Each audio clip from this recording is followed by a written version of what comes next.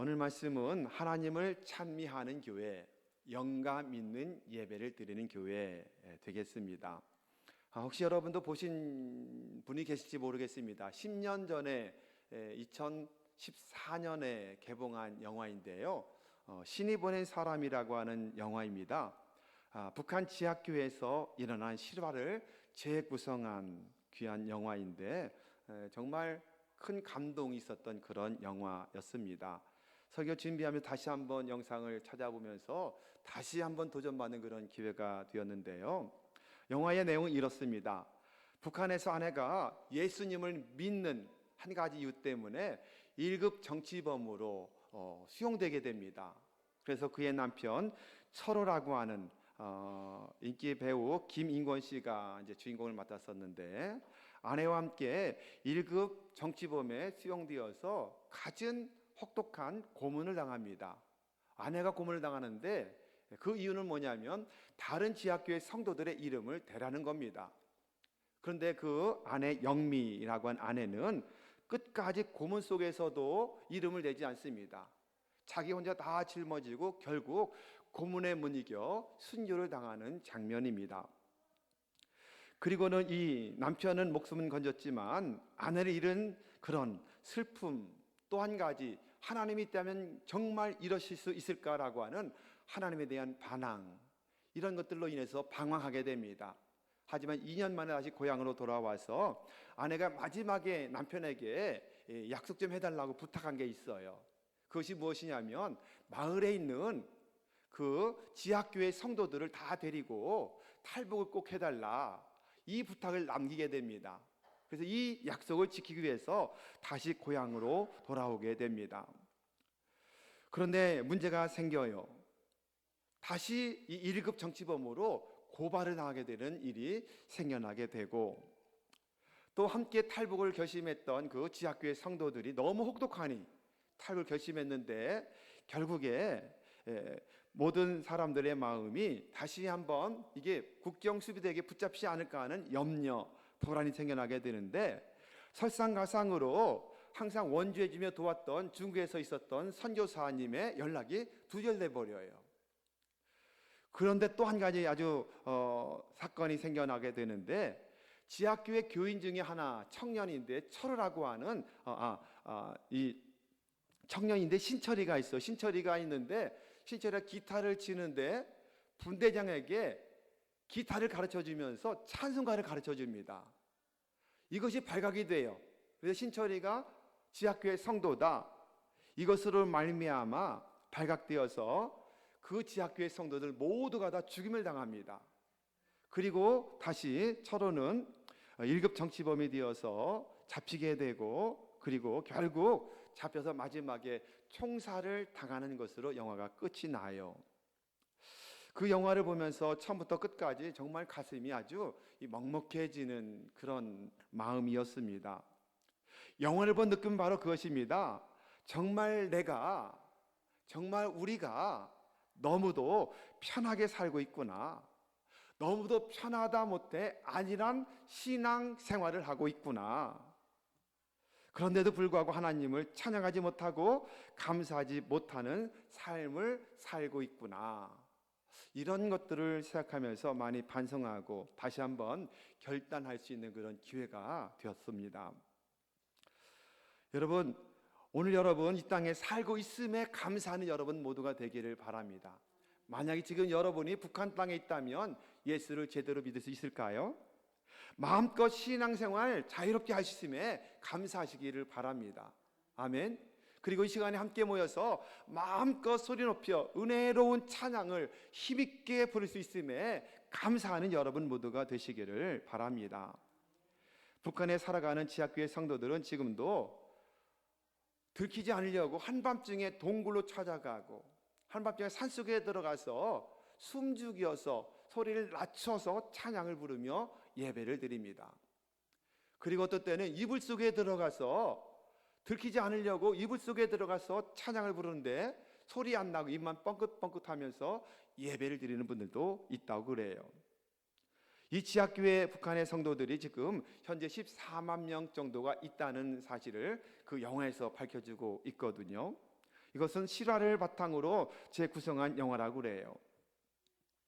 여러분, 그러므로 정말 우리도 그들이 지하교회 성도들이 가장 기도하는 게 뭐냐면 남한에 있는 남한교회 성도들이 타락하지 않게 해주십시오. 이 기도를 제일 많이 한다는 거예요. 자기들이 당하는 고난, 고문 이런 것을 피하게 해달라는 기도가 먼저가 아니라 남한에 있는 성도들이 정말 타락하지 않고 바른 성도가 되기를 많이 기도한다는 탈북하신 지하교회 성도를 통해서 듣게 됩니다. 그렇다면 우리들도 적어도 하루에 한 번, 아니 일주일에 한 번씩이라도 14만 명의 그 지하교회 성도들을 위해서 좀 기도할 수 있는 은혜가 넘쳐나야 되지 않겠습니까?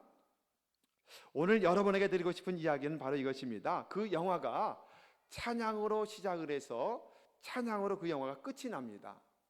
처음에 찬양이 뭐냐면 주 예수보다 더 귀한 것은 없네. 이 찬양으로 영화가 시작이 돼요.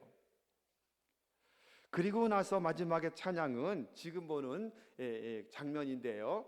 지금 보는 장면은 철호가 마지막 총살당하기 직전인데 환상으로 자기 먼저 순교한 아내가 자기 곁에 와서 함께 찬양을 부르는 그 장면이에요. 실제로는 철호 혼자 지금 총살당하기 바로 직전의 모습인데, 자, 그때 그 아내가 이 찬양을 불러줘요.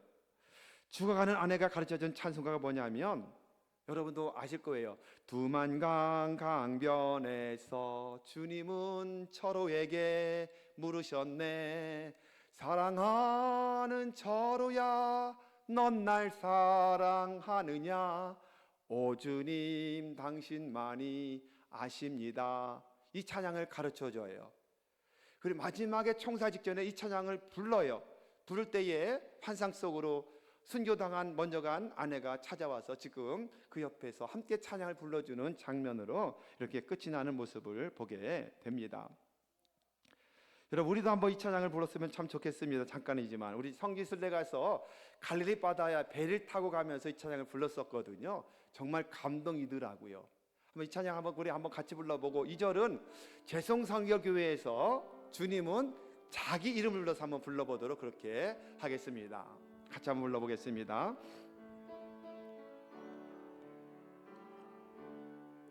갈릴리 바닷가에서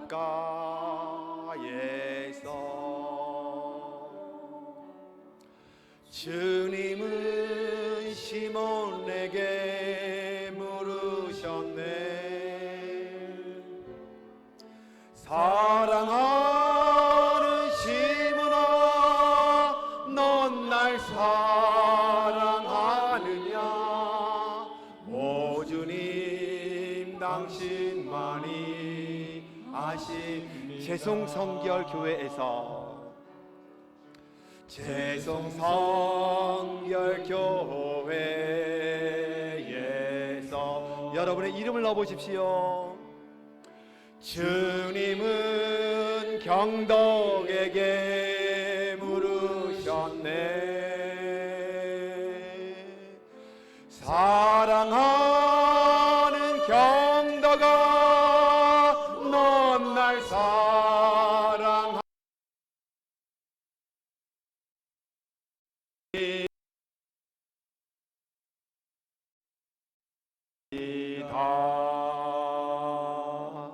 아멘. 이 고백처럼 여러분은 정말 주님을 사랑하시나요? 사랑하신다면 뭐라고 베드로에게 당부하시죠? 내 양을 먹이라, 내 양을 돌봐라, 이렇게 말씀을 주님께서 하셨습니다. 여러분, 이 말씀처럼 정말 내가 주님을 사랑한다고 고백했다면 영혼 구원을 하는 일에 앞장서시기 바랍니다. 5월 10일에 있을 귀비초청 축제에 꼭 생명거 께서 가장 원하시는 뜻이며 우리 예수님의 간절한 소원 중에 소원이라고 말씀을 하고 있습니다. 여러분, 주님을 사랑하신다면 감사하십시오. 주님을 정말 사랑하신다면 온전한 찬양을 드리는 여러분 모두가 되기를 우리 주님의 이름으로 축원합니다.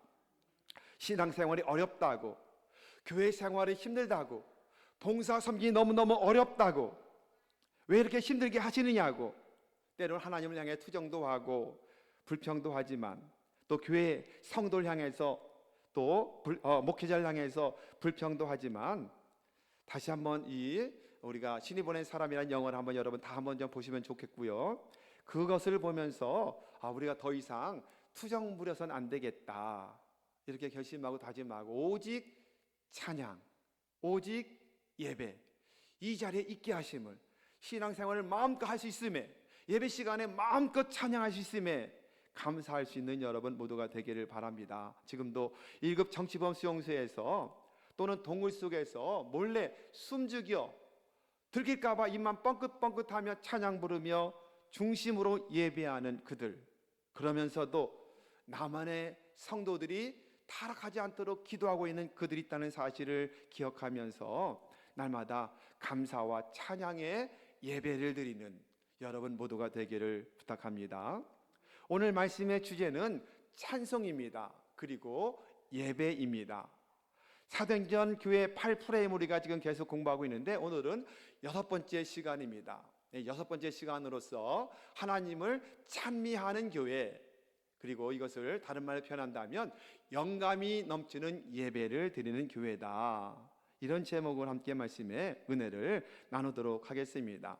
오늘 제목만 보면 그냥 평범한 주제처럼 보여지지만 오늘 말씀을 읽고 또 묵상하면 이 말씀 속에서 놀라운 초대교회의 위대함이 다 담겨있는 모습을 보게 됩니다. 자, 오늘 본문을 다시 한번 읽어볼게요. 46절부터 시작. 날마다 마음을 같이하여 성전에 모이기를 힘쓰고 집에서 떡을 떼며 기쁨과 순전한 마음으로 음식을 먹고 하나님을 찬미하며 또 온 백성에게 칭송을 받으니 주께서 구원받는 사람을 날마다 더하게 하시니라. 아멘. 우리가 배운 것처럼 모든 초대교회는 어떻게 해요? 기쁨과 순전한 마음으로 서로 교제하고 자기 것을 다 나누어주고 통용하는 그런 공동체였습니다. 오직 기도에 힘쓰며 한 마음 하나가 되어 같은 말, 같은 마음, 같은 뜻, 같은 열매를 맺는 교회였습니다. 그리고 제일 먼저 사도들의 가르침을 잘 받는 그런 교회였다고 우리가 함께 말씀을 나누게 되었습니다. 오늘 말씀의 핵심이 바로 이것인데요, 정말 그들은 매일매일 모여서 성전에 모여서 하나님을 찬미했다, 찬양으로 예배를 드렸다, 이렇게 말씀을 하고 있습니다. 이것은 예배를 말씀하기도 하지만 그러나 이 말씀은 초대교회 교회 모습이 어땠는가를 말씀하는 내용이기도 한 것입니다. 그러므로 예루살렘 첫 교회는 하나님을 찬양하며 예배해 온 힘을 다 기울였던 공동체였다는 사실을 믿는 여러분 모두가 되기를 바랍니다. 찬미나 찬양은 같은 의미잖아요. 하나님을 드러내놓고 칭송한다, 이런 뜻을 찬양과 찬미 속에 담겨 있습니다. 하나님께 최고의 기쁨과 영광을 올려드리는 것이 찬송하는 곡주가 있는 것이고, 꼭 곡주가 없어도 우리가 하나님을 높이는 게 다 찬양이 아니겠습니까? 이렇게 가장 자연스럽고 아름답고 감동적으로 찬양을 내가 하면서 항상 예배를 드리고 있는가, 오늘 말씀 속에서 나 자신, 우리 교회의 예배 모습을 한번 점검할 수 있는 복된 시간들이 되시기를 바랍니다. 참 너무도 감사한 것은 요즘에 우리 찬양이 은혜가 되지 않습니까? 아멘이지요. 저만 은혜가 되는 게 아니라 아마 여러분도 은혜가 된다는 이야기를 종종 듣습니다. 우리 찬양대가 정말 은혜롭게 찬양을 너무너무 잘 불러서 하나님께 감사를 드리고 있고, 우리 찬양팀들마다 주일 낮에도 오후 찬양에도 휴업밤에도 금양로 기도에도 찬양이 은혜가 정말 됩니다. 아멘. 수요밤하고 금양로는 잘 안 나오시니까 잘 모르시죠? 정말 은혜가 되는 시간들이에요. 그 시간에 나와서 마음껏 찬양하고 예배드리고 하늘 문을 활짝 열고 내 마음의 문도 활짝 열고 뜨겁게 기도하여 은혜 받는 복된 시간들을 여러분 만들어 가시기를 바랍니다. 이처럼 초대교회 성도들은 어떤 그냥 종교적인 형식적인 예배에 참여하고 있는 사람들이 아니라 정말 오늘 말씀에 찬미했다라고 하는 것은 예배 시간에 한두 곡의 찬양을 불렀다는 것이 아니라 그들의 삶 전체가 다 찬양의 삶을 살았다. 찬양은 뭐예요? 예배를 드리는 삶을 살았다는 그런 의미를 가지고 있는 것입니다. 앞에서 찬양 인도하는 찬양팀, 찬양대만 찬양하는 것이 아니라 온 성도가 매일매일 모여서 함께 찬양하며 함께 예배를 드렸던 공동체였다는 사실을 말씀하고 있습니다. 온 몸과 온 마음으로 함께 하나가 되어서 찬양 예배를 드렸던 공동체였던 것입니다. 여러분, 그래서 사도행전 교회를 닮아가는 것은 우리 교회 생활 속에서 너무너무 중요한 것입니다. 성령으로 거듭난 사람만이 할 수 있는 예배가 영감 있는 예배예요. 찬미하는 공동체를 만들 수 있기 때문에 그런 것입니다. 사도 바울은 예수 믿는 사람들이 어떻게 살 것인가를 에베소서 5장을 통해서 가르쳐주고 있습니다. 5장 15절에 보면 지혜 없는 자 같이 하지 말아라, 지혜 있는 자가 되라, 이렇게 말씀해요. 16절에서는 세월을 아껴라, 17절은 어리석은 자가 되지 말라, 주님의 뜻이 무엇인지 이해해라, 18절은 술 취하지 말고 성령 충만을 받으라. 이렇게 이 땅에 살아가는 성도들이 어떤 삶을 살 것인가를 우리에게 부탁하고 교훈하는 모습을 보게 됩니다. 그리고 이어서 에베소서 5장 19절, 20절 말씀, 21절까지 우리 한번 같이 읽어보도록 하겠습니다. 자, 시작. 시와 찬송과 신령한 노래들로 서로 화답하며 너희 마음으로 주께 노래하며 찬송하며 범사의 우리 주 예수 그리스도의 이름으로 항상 아버지 하나님께 감사하며 그리스도를 경외함으로 피차 복종해라. 신령한 노래, 시로 찬송으로 신령한 노래로 서로 화답하며 찬양해라. 찬양으로 예배를 드려라. 이렇게 말씀합니다. 그러므로 성도들은 어리석은 자가 되지 말아야 합니다. 세월을 아끼는 자가 되어야 됩니다. 지혜로운 삶을 살아가야 하는 것입니다. 세상에 취하지 말고 성령 충만을 받아야만 이와 같은 삶을 살 수 있게 되는 줄로 확실히 믿는 여러분 모두가 되기를 축원합니다. 여러분, 믿음의 교과서라고 불리는 히브리서 13장 15절 말씀에 이렇게 말씀하죠. 그러므로 우리는 예수로 말미암아 항상 찬송의 제사를 드리자. 이는 그 이름을 증언하는 입술의 열매니라. 아멘. 예, 큰 황소 한 마리 드리는 것보다도 찬양의 제사를 하나님이 기뻐 받으신다고 구약도 말씀하지 않습니까? 찬양의 예배를 받으시기 기뻐하시는 하나님, 여러분들도 형식적인 예배, 참석하는 것으로 만족하는 것이 아니라 찬송의 제사를 드리는 사도행전 교회의 모습을 회복하는 우리 교회와 여러분이 되시기를 우리 주님의 이름으로 부탁합니다. 그렇다면 초대교회가 어떻게 이렇게 모일 때마다 찬양하며 찬양 흘러 넘치며 감격하는 예배를 드릴 수 있었을까? 이것입니다. 그것은 찬양할 수밖에 없는, 감동 있는 예배를 드릴 수밖에 없는 영적인 사건, 영적인 스토리를 만들었기 때문에 가능한 일이었습니다. 우리 한국교회는 그동안에 예배를 가르칠 때에 주로 주일을 지키는 개념, 그리고 주일 성수의 개념으로 많이 가르칩니다. 안식을 지키는 율법적인 요소로서 어떤 전통적인 의식에 참여하는 것이 예배를 드린 것으로 그렇게 많이들 알려지고 있습니다. 그래서 엄숙해야 되고 순서에 따라서 하나도 빠지면 안 되고 예전적인 의식을 강하게 강조했거든요. 그래서 교회 오래 다니다 보면 예배를 드리는 것은 그냥 예배의 형식에 참여하여 앉아 있는 것이 예배를 잘 드리는 것이다, 주일을 성수하는 것이다, 이런 개념으로만 생각할 때가 너무도 많았습니다. 여러분, 그러나 초대교회 성도들은 성전에 모여서 매일매일 참여했다는 것은 예배 중에 한두 곡 찬양을 부르고 끝냈다는 그런 의미가 아닌 것입니다. 초대교회는 예전, 의식, 형식으로 성전에 모인 것이 아니라 매일 모여서 중심에서 우러나는 찬양으로 예배를 드리는 삶을 살았다는 것입니다. 그러기 위해서는 이미 먼저 마음이 같아지는 변화가 있었고, 그래서 같은 말, 같은 마음, 같은 뜻을 갖는 성도들이 늘 같이 모였고, 또 서로 성도, 사도의 가르침을 잘 받는 것처럼 목회자의 가르침을 잘 받는 믿음을 가지고 있었고, 믿음의 기사와 표적, 베풀고 나누는 역사, 간절히 함께 합심해서 드리는 기도의 위력들, 이런 놀라운 역사들을 보통 사람들이 가질 수 없는 이런 영적인 이야기, 스토리죠. 그리고 영적인 사건들이 이미 매일매일마다 차고 넘쳤던 거예요.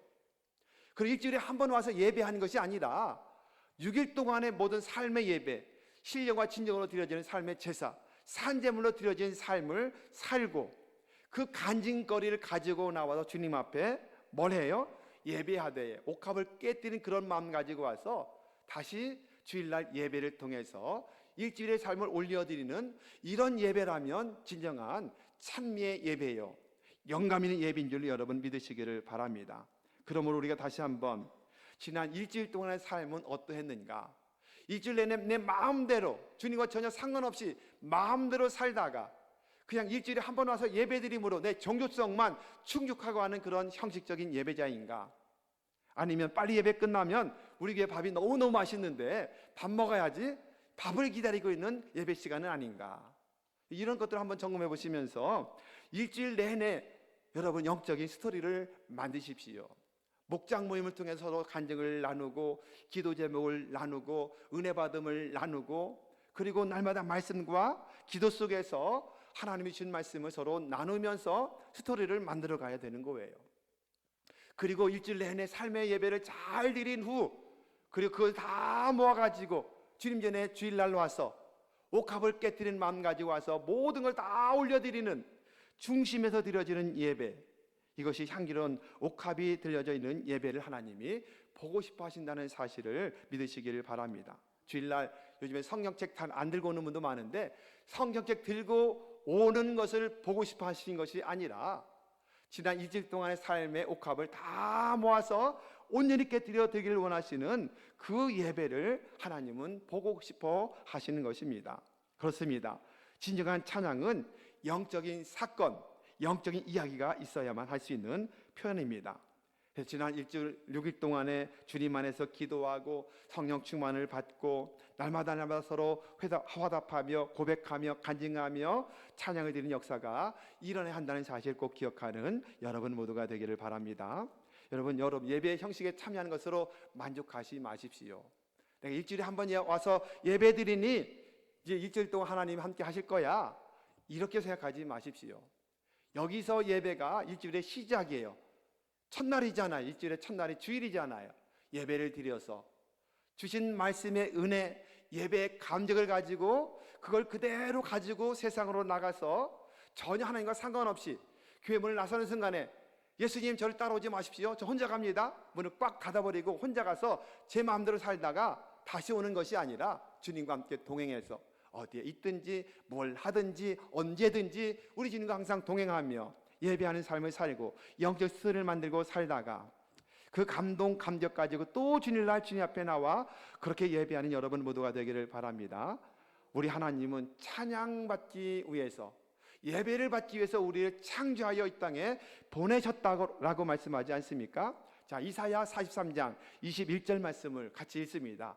이 백성은 내가 나를 위하여 지었나니 나를 찬송하게 하려 함이라. 우리가 지음받은 목적이 어디에 있어요? 찬송하기 위해서. 우리가 이 땅에 살아가는 이유의 목적이 어디에 있어요? 하나님을 찬송 예배하기 위해서인 줄로 여러분 믿으시기를 바랍니다. 이 사실을 여러분 꼭 기억하시면서 날마다 위대한 하나님을 만나는 스토리를 한 주간 내내 만들어가는 복 누리시기를 바랍니다. 그래서 기도에 전혀 힘쓰는 믿음의 삶도 살아가시길 바랍니다. 새벽에도 좀 나와서 기도하신 일 동참하시고 수요 밤에도 금양에도 나와서 또 중보기도 팀에도 나와서 기쁨으로 감사로 참여할 때에 일주일 내내 이게 삶에 은혜가 임하게 되고 삶 전체를 주님께 온전히 드릴 수 있는 축복의 은혜가 넘쳐나게 될 줄로 믿습니다. 영화 이야기로 설교를 시작했으니 그 영화 이야기로 설교를 좀 마무리하려고 합니다. 이 영화의 마지막 장면에서 저 자신에게 깊은 질문을 주는 마지막 엔딩 장면의 대사가 있었습니다. 주인공 철우가 총에 맞아 숨지면서 화면이 블랙 화면으로 바뀌어지게 돼요. 그리고는 관객을 향해서 묻습니다.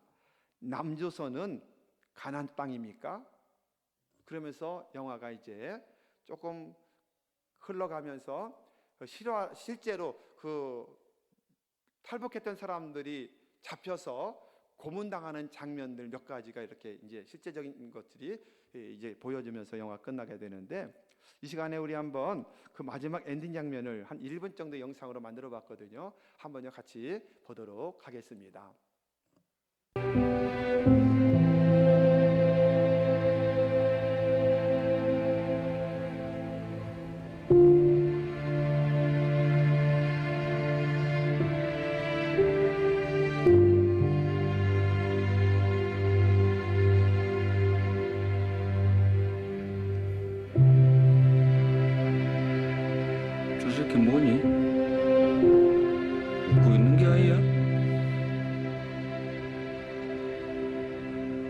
판결된 주체를 즉시 집행하시오.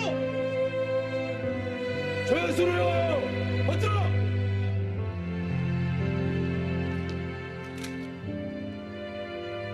조전.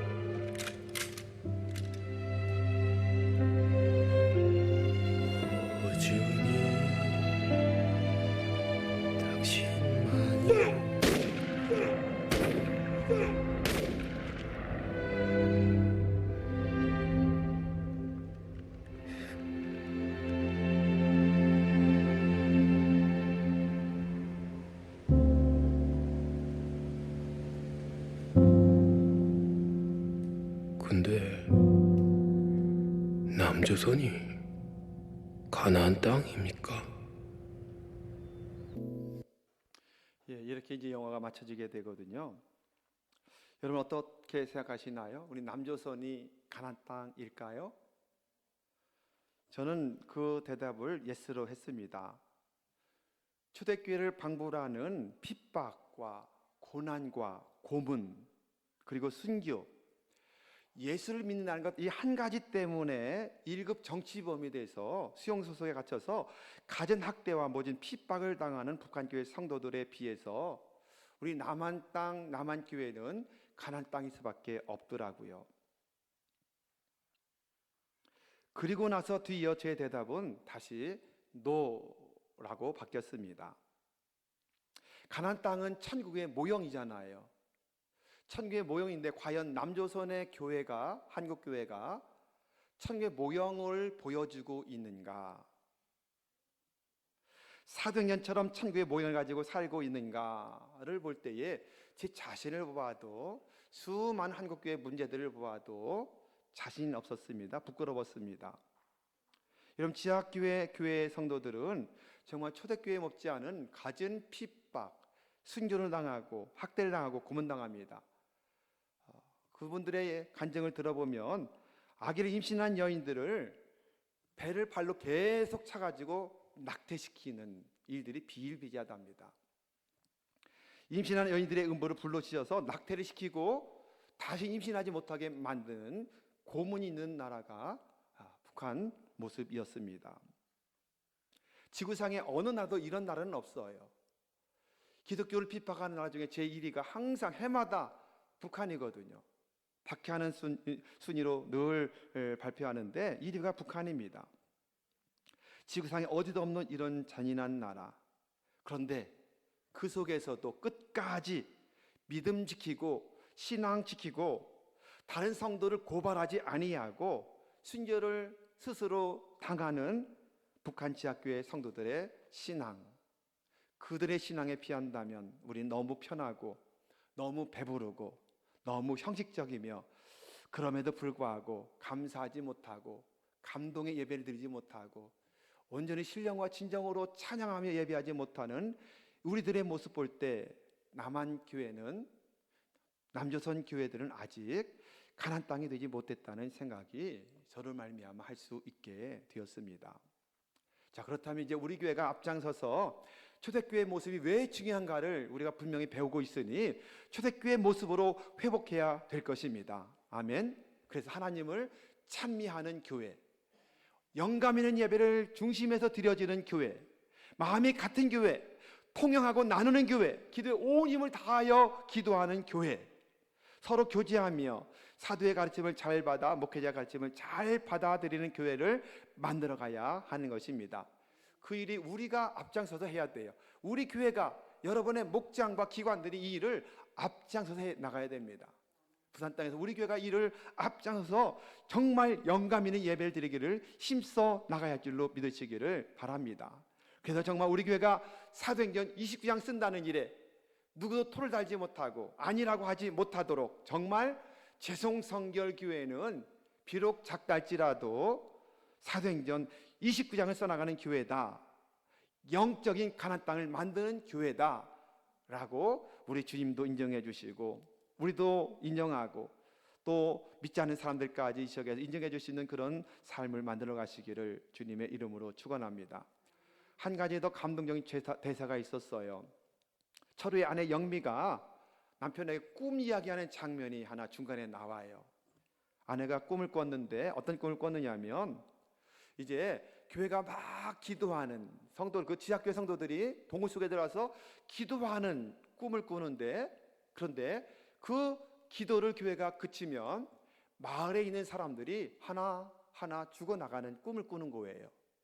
그 꿈 이야기를 남편에게 해줍니다. 이렇게 말해요. 교회 성도들의 기도가 끊어지면 마을 사람들이 하나씩 죽어갔어요. 이런 대사가 나옵니다. 교회가 열심히 기도할 때는 마을이 막 활기있게 돌아갔어요. 믿지 않는 사람들도 활기있게 마을이 아주 사랑으로 그렇게 돌아갔는데, 어느 순간에 교회가 기도하지 못하고 기도를 그치게 되니 그 마을 사람들이 하나하나 죽음을 향해 가더라 꿈으로 보여주셨던 것입니다. 그렇습니다. 기도가 끊어지면 우리 영이 메마르고, 그리고는 계속 기도하지 않으면 영이 죽을 수밖에 없는 거예요. 우리가 기도하면 내 영도 죽지만 우리 기도가 끊어지면, 우리 교회 기도가 끊어지면 우리 가족이, 이 지역이, 영혼들이 죽어갈 수밖에 없다는 사실을 기억하시기를 바랍니다.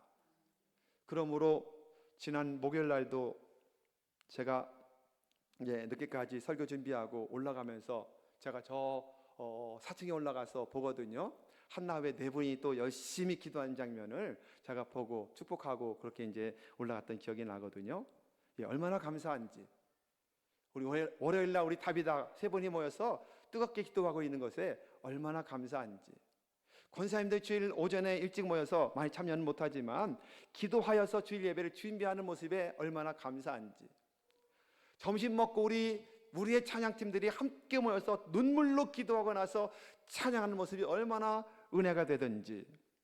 여러분, 그렇습니다. 기도에 전혀 힘쓰는 교회가 될 때에 그 능력을 받아서 우리가 오늘 말씀과 같이 온전히 하나님을 찬미하는 예배 공동체, 영감 있는 예배를 드리는 교회가 될 수 있다는 사실을 믿으시길 바랍니다. 그 일의 주인공은 다른 사람이 아니에요. 바로 저요, 바로 여러분들이 다 영감 있는 예배를 드리는 주인공이라는 사실을 믿는 믿음으로 승리하시기를 예수님의 이름으로 축원합니다.